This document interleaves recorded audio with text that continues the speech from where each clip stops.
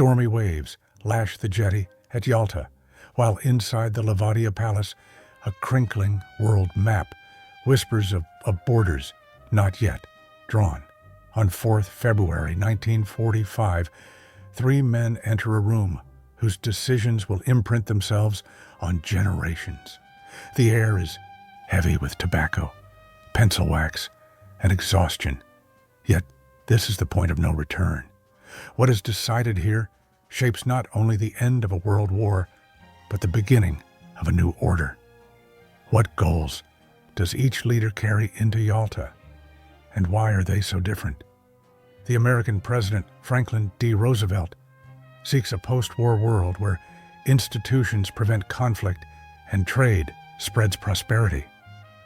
He needs Soviet troops against Japan and wants to anchor the United Nations with a strong Security Council.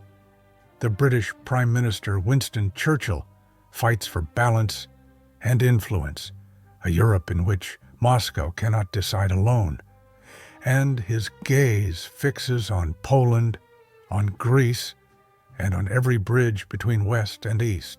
Joseph Stalin, ruler of the Soviet Union, has paid the price in burned cities and wants security as strategic depth, buffer zones, and friendly regimes. Behind his stillness stand Minsk and Stalingrad, and the calculus that only allied governments at his borders can stop the next invasion. Inside this triangle of ideals, interests, and fear, every word is weighed and every map is reread. The palace table becomes a scale between power and principle. What kind of order for Germany is sketched here? And how does it become the core of the Cold War? Between the 5th and 11th of February 1945, they define 4 occupation zones beginning at the Elbe and already foreshadowing future realities. The United States, Great Britain, and the USSR divide the Reich. France receives a sector cut from the western zones, and Berlin is set apart as a 4-part special area under Allied control. An Allied Control Council is supposed to govern jointly, yet unity ends where interests begin. Denazification, demilitarization, democratization, dismantling, and reparations form the pillars, but the amount and the mechanisms of payment already pry open cracks in the common roof. The Soviets press for $20 billion, half for the USSR, and much in kind from industrial plant. Washington and London fear economic blight and a new Versailles, yet they leave enough ambiguity that each can later read the text to taste why this matters now. The separation between shared responsibility and national interpretation sown at Yalta produces the governance failures that will lead to the 1948 Berlin blockade and the creation of parallel economic spaces. How is Poland decided, and why does a political mind get buried there? Poland is for Churchill the honor of Europe, and for Stalin the gate to his security. They agree on a provisional government of national unity in Warsaw, broadened by people from the London exile, and on free elections as soon as possible. For the eastern frontier, the Curzon Line is accepted in principle as a closer reflection of ethnic facts since 1919, while to the west Poland is promised compensation toward the Oder Neisse line. The name Danzig is spoken softly, and in the papers, Breslau already carries the shade of Wrocław. The formula sounds balanced, the practice will not be. The presence of the Red Army and control of police and administration tilt the scale, and free elections become, step by step, predictable outcomes. Why this matters now? The eastern border of Poland, only sketched at Yalta, cements, after 1945, an ethnic reordering, and leaves the question of frontiers as a silent scar that still runs through debates from memory politics to security policy. What does the Declaration on Liberated Europe promise? And why does it remain a beautiful phrase with a hard core? The three affirm the right of peoples to self-determination and to governments reflecting the will of citizens. They promise help in building democratic institutions and in easing the suffering of countries just freed. Yet the text has two souls. For Washington, it is a bridge to a liberal order. For Moscow, a cloak to keep influence warm against the winter of uncertainty. In Bucharest, Sofia, Budapest, and Prague, it soon becomes clear that observers, schedules, and party pluralism go only as far as security services allow. Between Ideal and Interior Ministry, there is little air to breathe, and decisions are taken in the same buildings where files are opened. Why this matters now? When words are equivocal, facts become translators, and whoever commands the police writes the grammar of freedom. How is the architecture of the United Nations hammered out here? And what will the veto mean for the next 80 years? Roosevelt secures the Security Council as the compact heart of the system, with 5 permanent members. The United States, the USSR, Great Britain, later also France and China, shoulder the primary responsibility for peace, but only if none of them objects. The veto is sold as a safety belt to keep the great powers in the car, so they do not exit as in 1919 with the League of Nations. It becomes as well the brake that grinds in the hardest crises from Hungary in 1956 to Syria in the 21st century. The General Assembly is meant to give legitimacy, secretariats to provide steadiness, but in Yalta, the asymmetry between ideals and power is already visible. The line that peace cannot be had without the strong sounds right, and yet often becomes the justification for paralysis. Why this matters now. Every debate over Security Council reform still circles the mechanism bolted into place at Yalta, and every global crisis echoes the question of whether security is possible without great power consensus. Why does Stalin sign the Far Eastern Side Agreement, and what price do others pay for it? The USSR commits to enter the war against Japan 2 to 3 months after Germany's surrender. In return, rights in Manchuria are confirmed, including over the railways, Port Arthur as a naval base, Daren with international access, the return of southern Sakhalin, and the transfer of the Kuril chain. For Roosevelt, it is a strategic trade to lower blood cost and invasion risk, while the American public watches Iwo Jima and Okinawa reveal the Pacific price. For China, it means balancing national sovereignty against Soviet special rights. For Japan, Yalta plants a dispute that never fully heals. The Kurils remain a knot in relations between Tokyo and Moscow, and the missing peace treaty stretches a long shadow over the charts of the North Pacific. Why this matters now. Territorial questions, settled in moments of concentrated power, rarely find closure in times of calm, and each new crisis tightens old knots. What happens to those whom nobody asked, and how does Yalta script their paths? Between the lines stand millions who are moved by the wind of policy, prisoners of war, forced laborers, deported families, refugees, reduced to lists at railway platforms where steam is louder than voices. Yalta frames repatriation and return, and trains soon roll both east and west.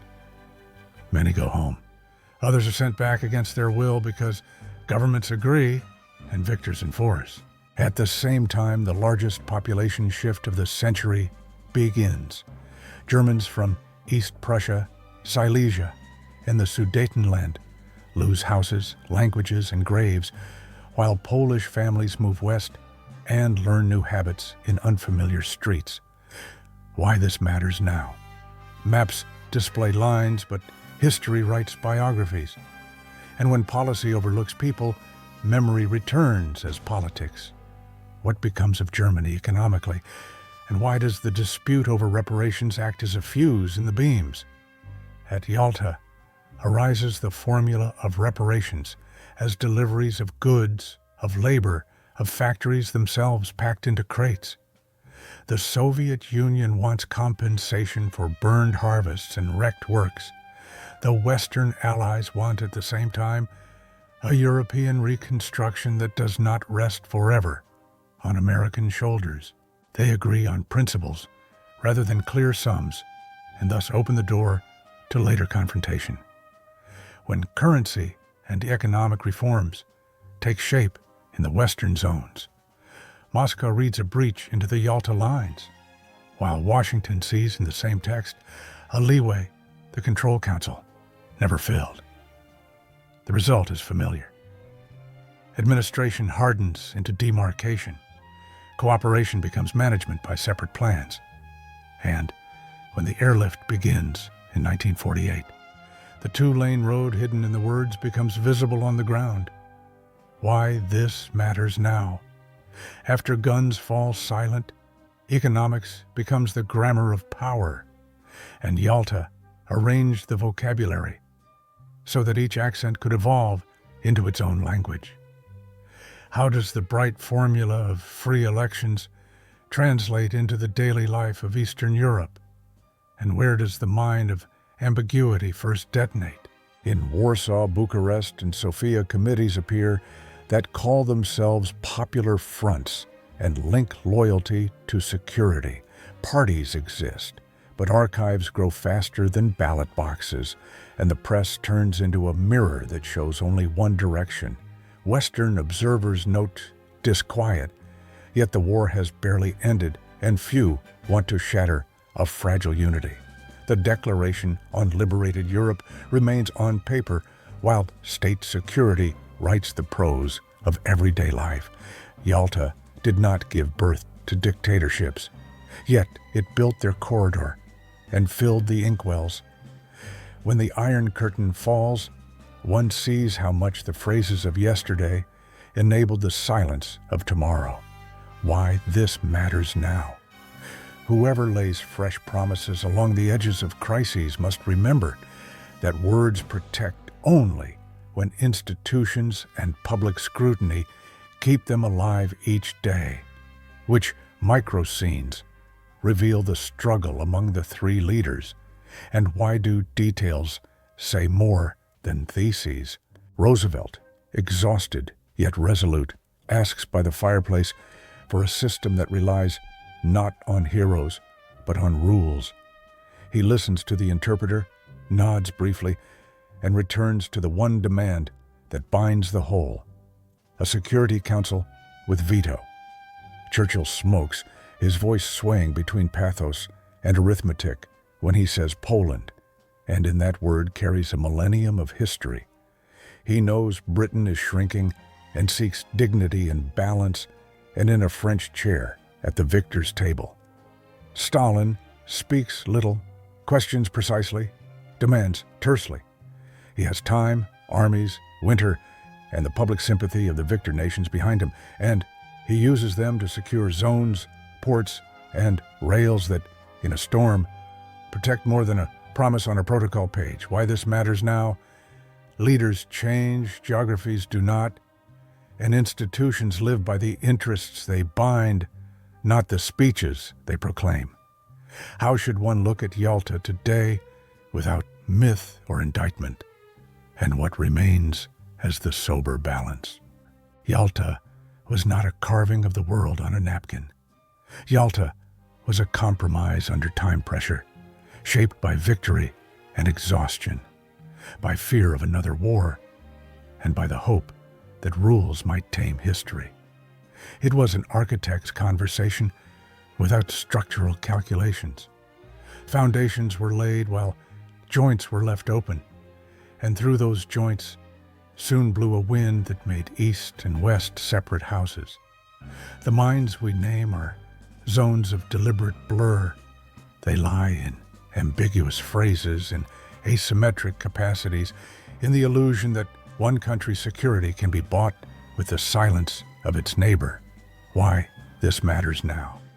Anyone who speaks today about guarantees, alliance enlargements, or territorial questions can still hear in Yalta the warning marks written over every treaty.